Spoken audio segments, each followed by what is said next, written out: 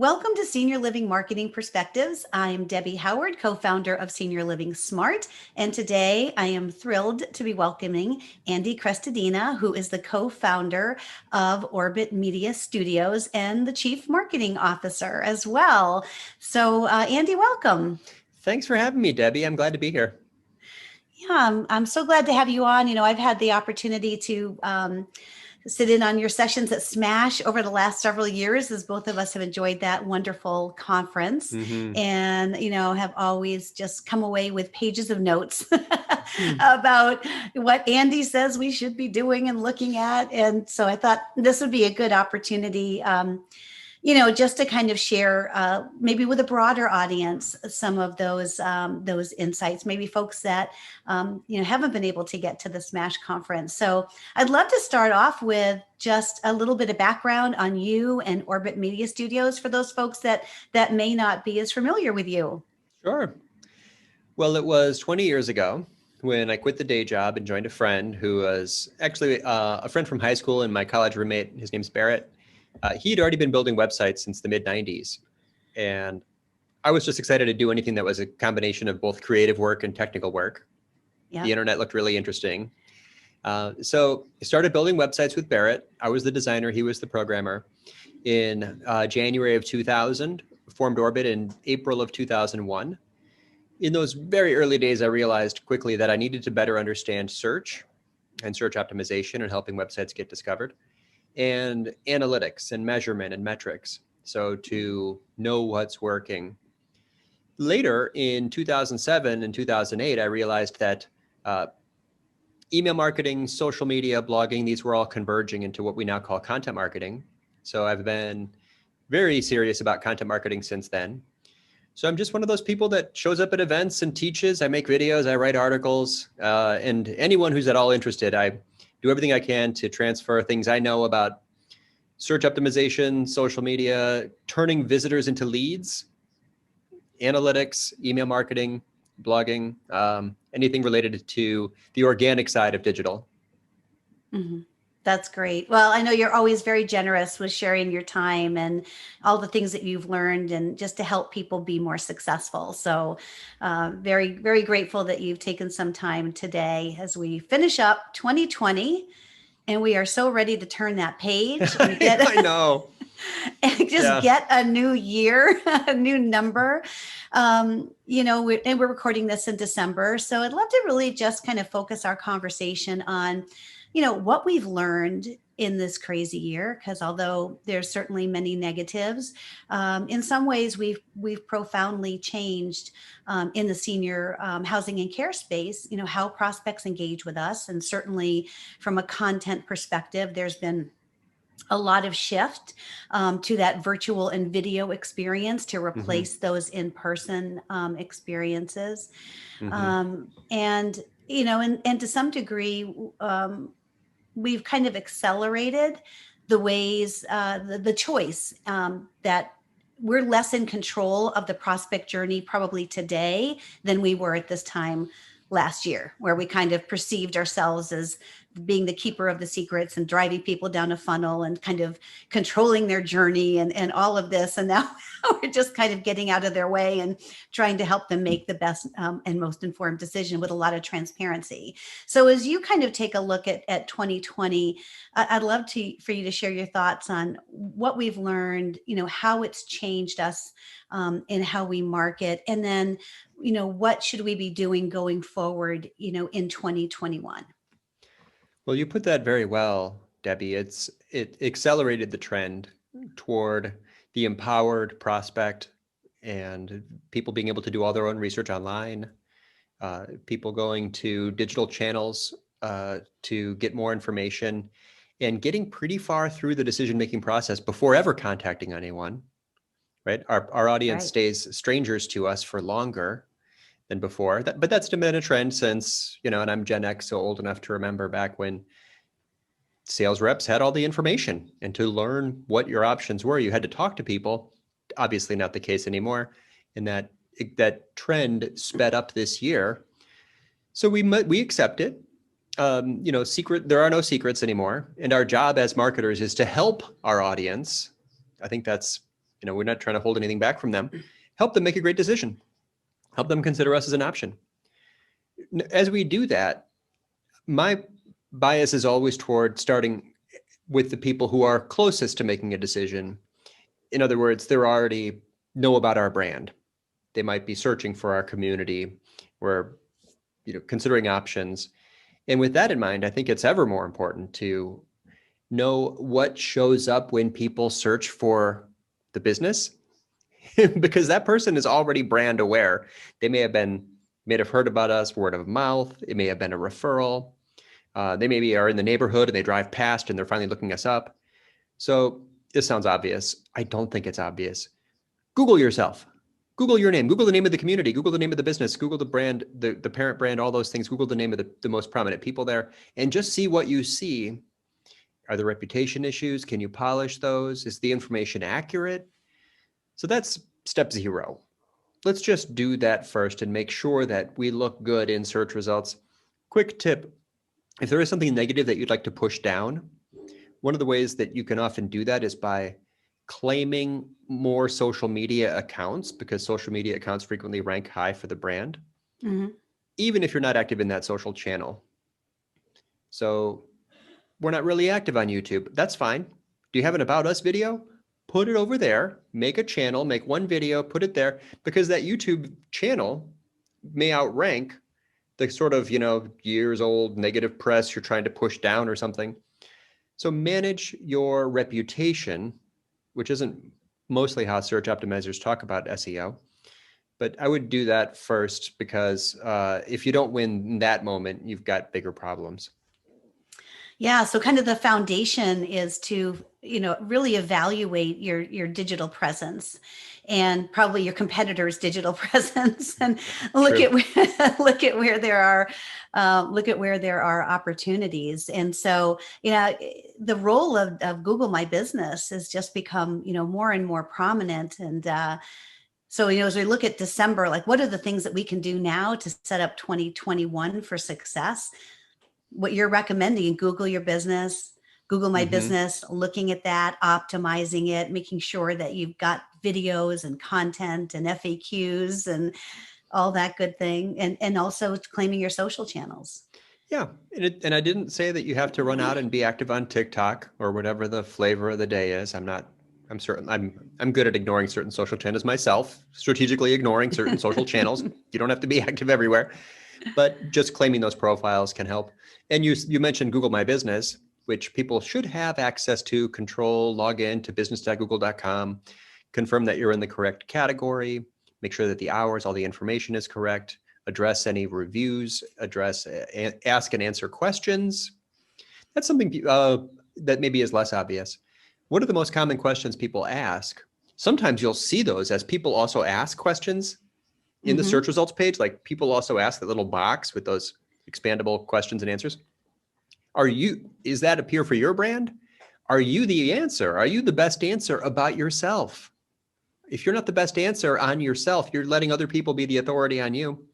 You can actually ask and then answer those questions inside business.google.com. So those may appear on the right side in that knowledge panel, it's called, when you search for your own brand. Cost is nothing. Time, you can do it before lunch. And you made a foundational improvement that will persist for the lifetime of the brand. Those are my favorite kinds of improvements. Yeah, I love those. That's low-hanging fruit. That's what everyone's looking for, those kind of quick wins, because everyone's budget's kind of taken a bit of a hit. Folks are stealing from the marketing budget to pay for PPE and all kinds of new things that were probably not budgeted for this time last year.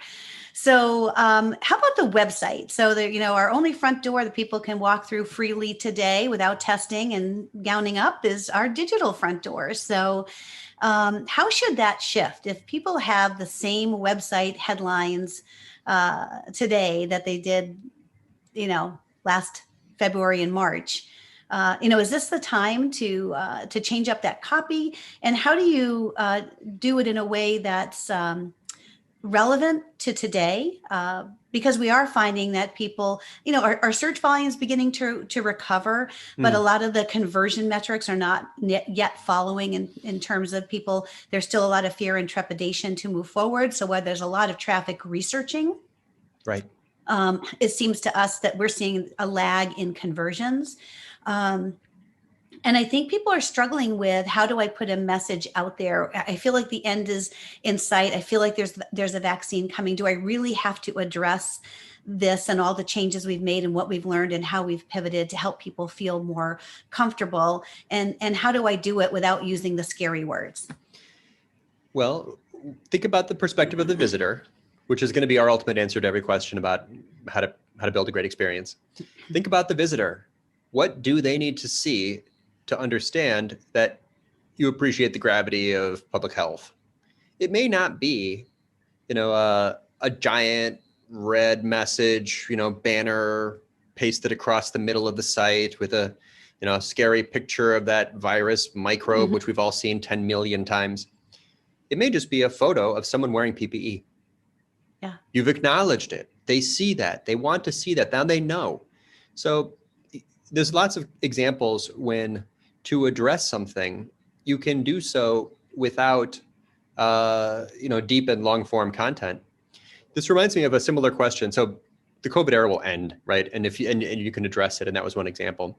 But bigger picture, longer term, we've worked with a lot of higher ed clients, and they have this, and one of the most common questions that they get during the admissions process is, how much does it cost? Well, you can address that on a website without saying how much it costs by saying, speak to a financial aid officer. Okay, good. I know that there is a place to talk about money. I'm not ignoring it. We really just can't ignore things that are important to our audience. Right. But that doesn't mean we need to write 800 words. That doesn't mean that the site has to. We just have to address it so that they don't click and go somewhere else because we ignored them. But fundamentally, what I'm getting at mostly is just that the job of the site is to answer questions. That's why you have a website from their perspective.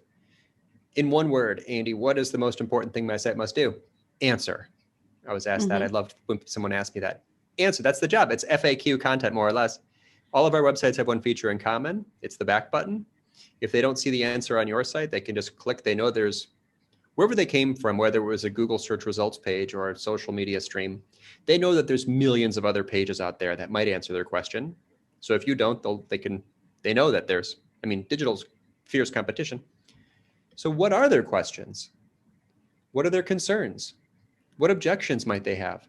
What is the priority of their questions? What are our best answers to those questions?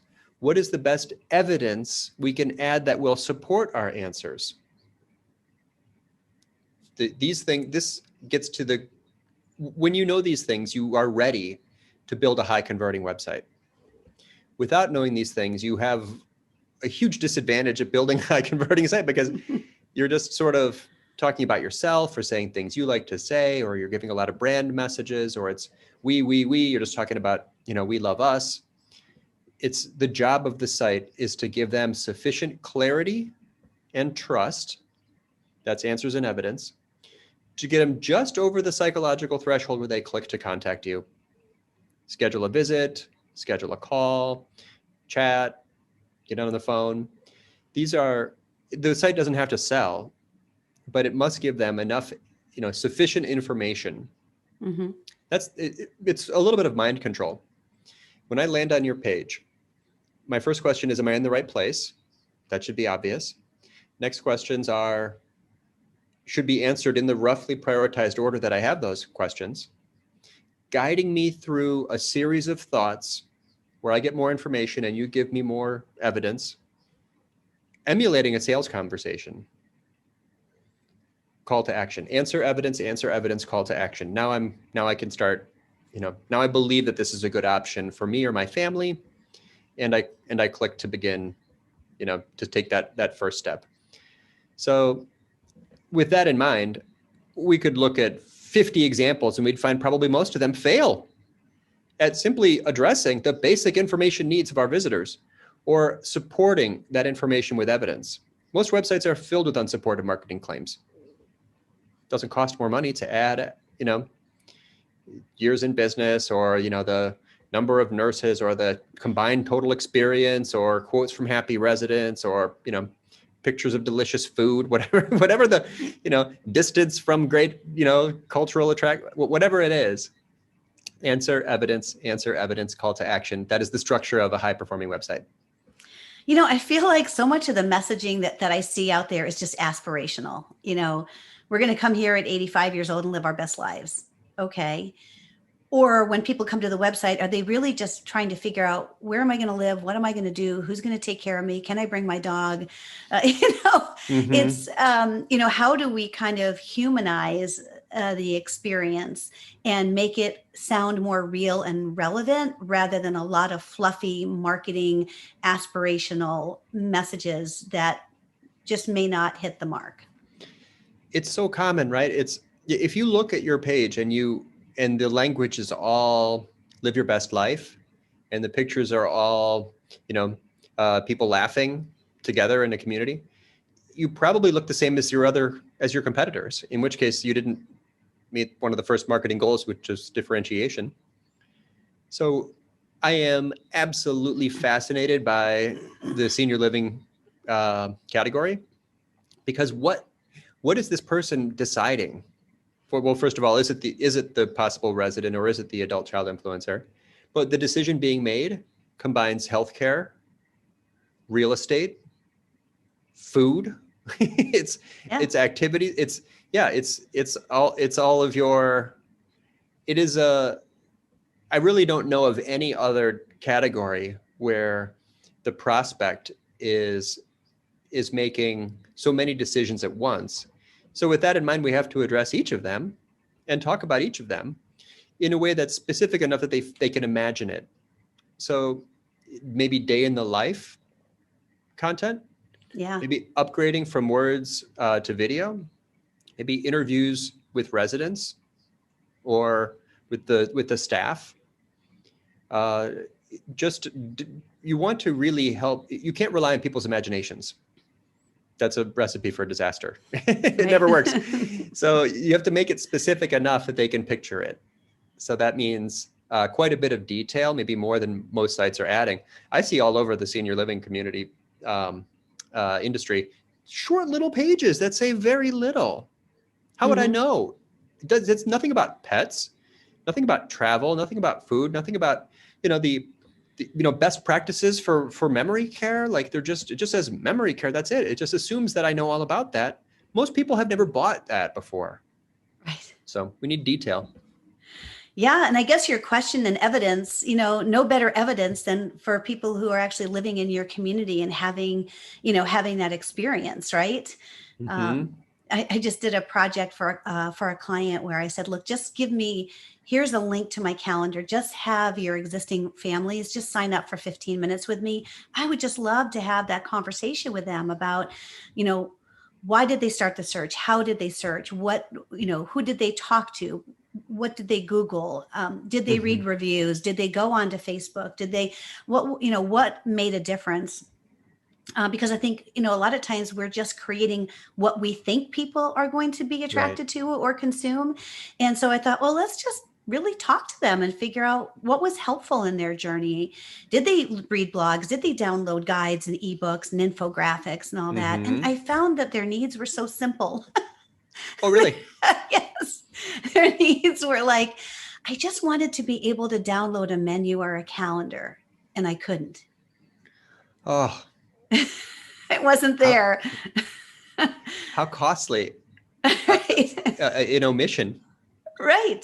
But it was really about the day in the life. It was all about, what's my mom going to do and what's she going to have to eat? And if she's going to eat at the same restaurant for the rest of her life, is it going to be interesting enough to meet her needs?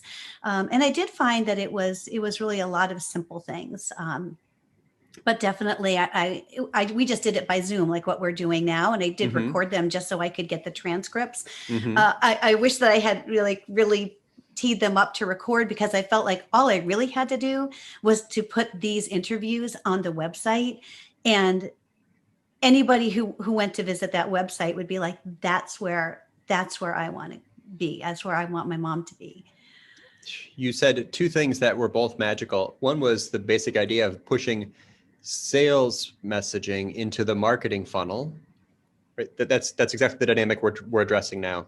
These are questions that would have been addressed during a tour or something. You're just pushing those up from the sales funnel into the marketing funnel, which we all must do now because our audience, as buyers, ourselves, me and you, right? As buyers, we're all accustomed to doing all that research online and expect to see it. But also, you gave a little call to action. What did you say? It's like, just get on a call with me. It'll just take a minute. That you made it sound simple. Yeah. That's what good calls to action do. It's not, it's, here's a picture of the food, a call to action next to that, and they can be contextual. It doesn't have to be just contact us. That's not really a call to action. It can be contextual to the content on the page. Schedule a time to come have a bite, or chat with or like I said earlier, chat with an expert about financial aid.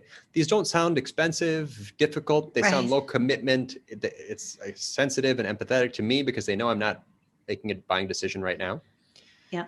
So I think that great calls to action can either make the action seem very valuable or make the action seem very easy. Those are two ways to do better than, learn more, contact us, read. Look at the verbs. That's another way to look at pages. Scan through your pages and look at the verbs on your calls to action and ask yourself if those are working as hard as they can to make the R high, sounds rewarding, valuable action to take, or make the I low, ROI. Everyone does ROI calculations before they click. It's a good way to think about digital. Nobody clicks on any of your emails, any of your social media posts, any of your search results until they've done a cost benefit calculation. So that is a moment in which we can present to the reader the notion that this is either a valuable thing or an easy thing to do. So you made some really tangible recommendations around just the website, around search. How do we improve search? How do we improve conversions? Looking at the verbs, giving people a choice in the type of actions that they can take based on where they are in their journey. So let's talk a little bit about like 2021 and content. So what's the role of blogs, infographics? We just did an animated infographic. It's really cool. Really? Yeah. Just comparing being at home versus being in a community today. And we thought, let's try it, with a voiceover. We have like a 2-minute version, but I think we're going to do like a 30-second for, good for you. Social. I think it'll be fun. I'll send it to you and I'd love your feedback, but the role of video, the role of, just content in general. How do we kind of rebuild trust and get people over kind of their fear and distrust? Thank you, media, for showing every tragic image for the last 9 months. But, now we have to kind of reframe. We got to take that message back and own our narrative. So how in 2021, I know content is a big sweet spot for you, and you are considered kind of the go-to around content. So how should operators really be thinking about using content in 2021? Well, again, I'm going to focus on that bias I said earlier about the bottom of the funnel. Take care of your current prospects first, or the people that are already brand aware. Yeah. In content, that there is absolutely content you can publish that's top of the funnel, builds awareness, ranks for some random phrase, attracts lots of people, but they might have very low intent. They might not be ready for anything. Right. They might be just looking for, tips or checklists about, something assisted living generally. The bottom of the funnel, these might be people that you're already talking to. Yeah. So creating content for the bottom of the funnel, this is a big gap in a lot of content programs. I'm an SEO from way back. I love, top line traffic. But if you produce something that you can send to someone after a call to follow up that goes deeper into this discussion you just had with them, that they can share with other decision makers, other people in their family, that bottom of funnel content obviously has far greater value to the brand. So do you have anything? So look at what you got. Look at the content that you have that answers sales questions. Ask yourself if there's any sales questions that you haven't created content to support. Package it up so that associates can share it very easily. Sometimes you can share that stuff in a trackable way, and keeps that conversation going. it also gives you a reason sometimes to follow up with stalled opportunities, they call them, or cold leads. Mm-hmm. Hey, remember we talked about music? It's been a few months. I'm not sure if you remember, but you mentioned music.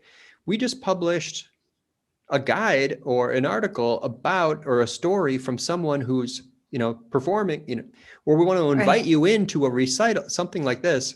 I'm Yeah. making this up, obviously, but Mm-hmm. so bottom of funnel content that answers sales questions should be prioritized.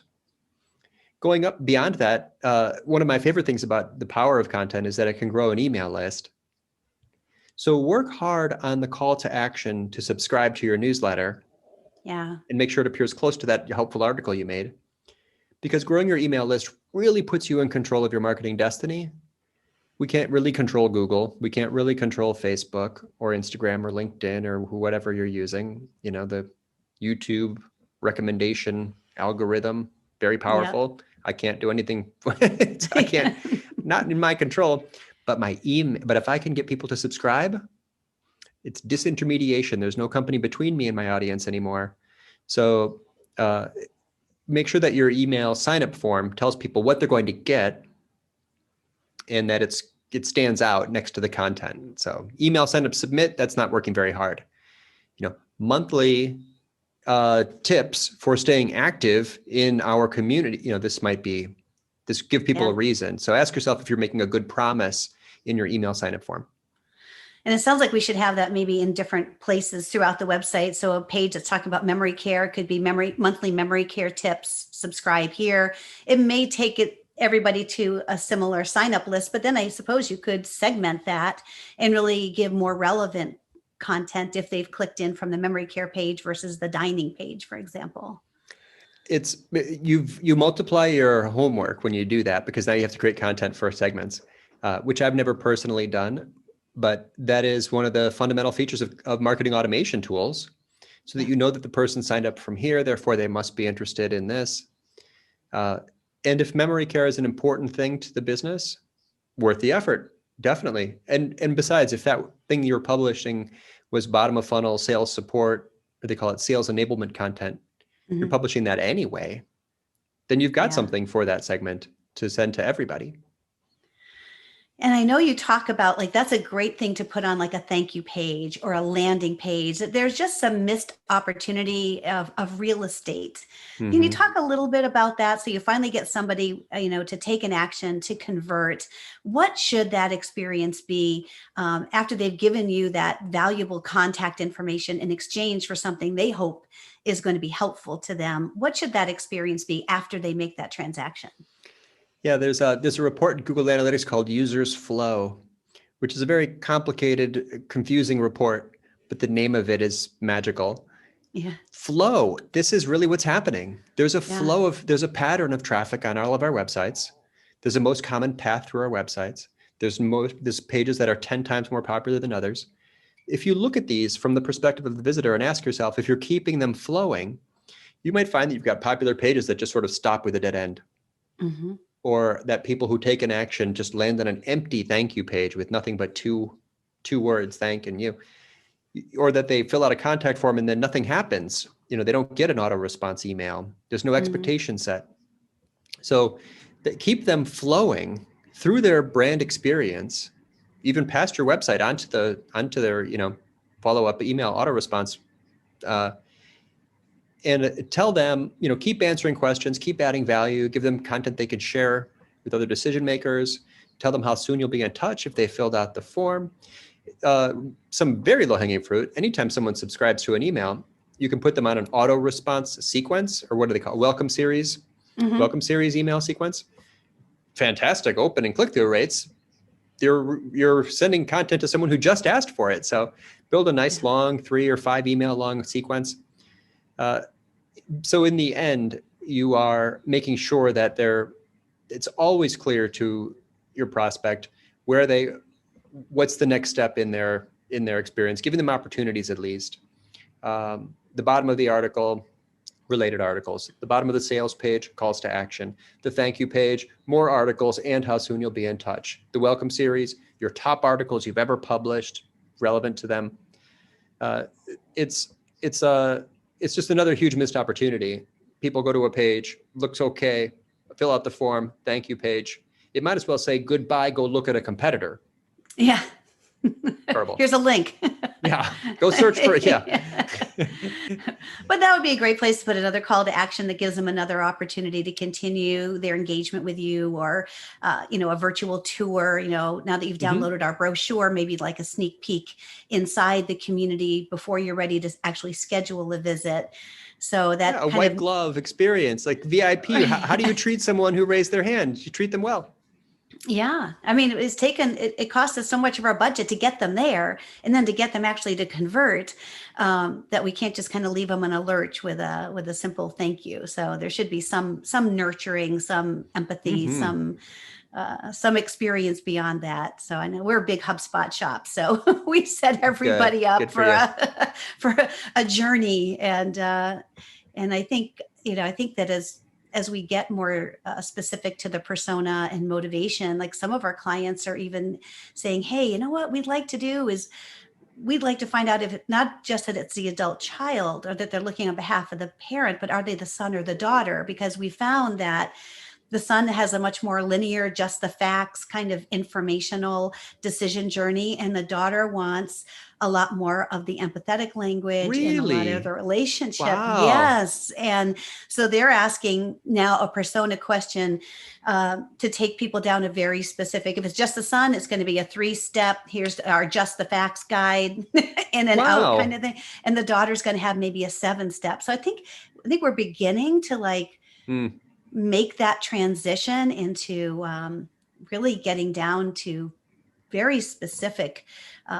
We did a project with somebody who wanted to have personas based on like spiritual or lifestyle and amenities or socialization. And so every action that they took, is very complicated to do this. So if somebody downloads a brochure and they identify their biggest motivation in selecting the right community is their ability to continue to practice their spirituality, that's a very different content experience than somebody who's like lifestyle and amenities, or I just care about dementia care. So it'll be interesting to watch the industry. How do they kind of adopt some of this newer technology to senior living? I'm fascinated. I attended a session at Smash once where they were talking about their text messaging systems and how the multi-touch, multi-channel funnel. Yeah, it's what I worry about that for in a conversation like this, or in most people I meet, some people are earlier in their path down marketing technology or content, and they get really overly focused on tools when the tools that you're using are not really what your audience is concerned about. They need answers to their questions. Or that some people hear about the options and they quickly get overwhelmed and they think, now where do I start? What we just said, you and I, does not change anything about the beginning of this conversation, which is your job is to make sure your reputation looks okay in Google and that your site is answering basic sales questions and supporting those answers with evidence. Please do that first, because nothing else. Yeah, if your bounce rate's 85%, because people on your homepage you look the same as everybody else. Then nothing will help you. So yes, there is a long path of very interesting, nuanced approaches to technology and content. But I think there's the foundation we started with. I'm glad we started there because that's universal. Yeah, that's true. I'm glad you brought us back there, because it's always fun to go down these rabbit holes. But yeah, back to that initial What about AI? What about AI and what about personalization? And should I use this tool? People overbuy marketing technology frequently. Yeah. Pretty soon they're spending $1,000 a month on a tool they're using, kind of like MailChimp, and Yes, that's a problem. Yes, it is a problem. I would say we get a lot of calls from people who say, I just bought HubSpot and I have no idea what to do with it. Oh boy. This is not going to be a popular message, but I'm going to say something that I don't mind at all saying, because I'm not advocating for anyone's technology. I'm a neutral, objective, right? We're just web designers. I would not pay for a tool like HubSpot unless and until you already have a family, a body of work. Build up your content first, because that's how you feed this machine. That's the fuel for the machine. Yeah. So don't start paying $1,000 a month and then begin working on content. Maybe build up your body of work for 6 months until you have lots of stuff. Also, you don't really need a lot of those features unless you have multiple salespeople. You can't really sustainably power that machine unless you have multiple marketers. You kind of need to be an organization of a significant size. So yeah, I don't recommend pulling the trigger on a contract for marketing technology unless you have dozens of articles, full-time sales team, you're already generating leads, you're already publishing, you already have an email list. In other words, don't automate something until you've done it manually for a little while at least. Yeah, that's good advice. So as we look at 2021 and the budget and our wish list, what would you put on the top of the budget wish list for operators today? Well, it's more expensive than you might think. It might be hundreds a month, but the chatbot feature seems to be performing well. This is a third-party tool. They're successful technology companies that build them. They give you lots of power to customize the playbook, they call it, to the page. That's one to consider. I would definitely consider that. Another is budget maybe for the video for your most popular pages that make them feel like they're inside, that show them the experience. There's show versus tell. Video has abilities that text doesn't. Put those on your top pages. And if you can do, I think to budget the time for the conversations you mentioned, that's really where the magic happens. Empathy, anything that brings. So unfortunately, some marketers kind of stay 1 degree away from the audience and they let the sales associates be on the front line.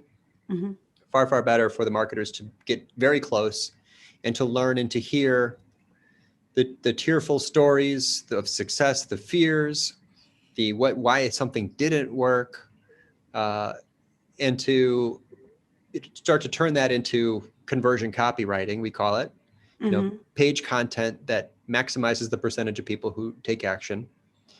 Also probably worth the time for some people, maybe just to go through a conversion copywriting training course, copyhackers.com or one of these. You can get more value from the same amount of traffic if you can do a good job of building that copy to turn visitors into leads at a higher rate. The conversion rate is a way to get more value from the same level of traffic. Yeah, that's really the key. I don't think we really have a traffic problem. I think we have a conversion problem. Lot of searches happening, a lot of people looking for what we do, and COVID can stop a lot of things, but it's not going to stop people from getting older and needing more care and needing more services. And families are overwhelmed with trying to homeschool their whether it's high school or college age kids, I guess probably for the adult influencer, and then trying to also manage, the care of a parent who's now isolated. So there's lots of search. I think it's really a conversion issue.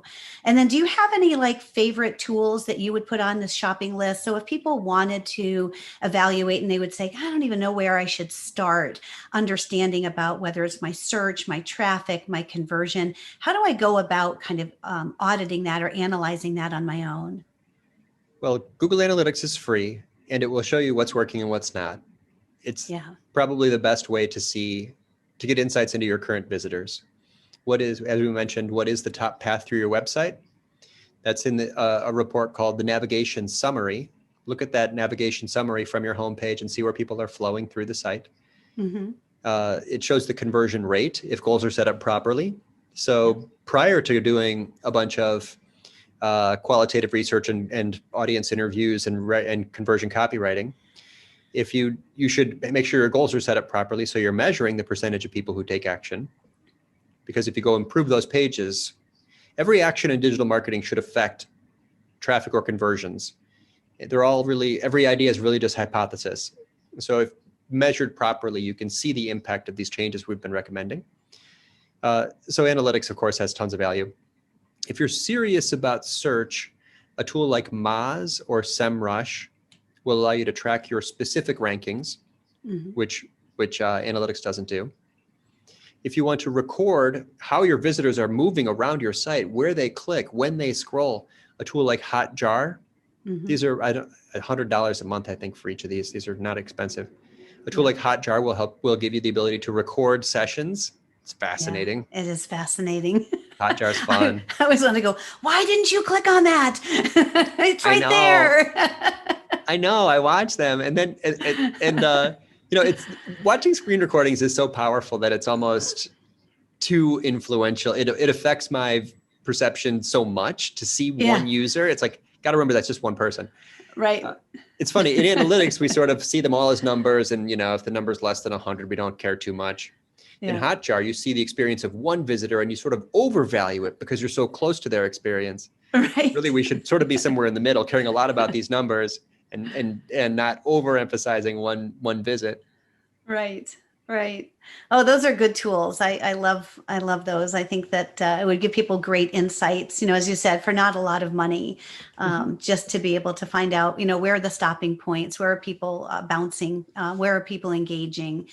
So I think that's great. And then I guess the last thing is just how can people find out more about you? How can they find out more about Orbit Media and what you do and how you might be able to help them?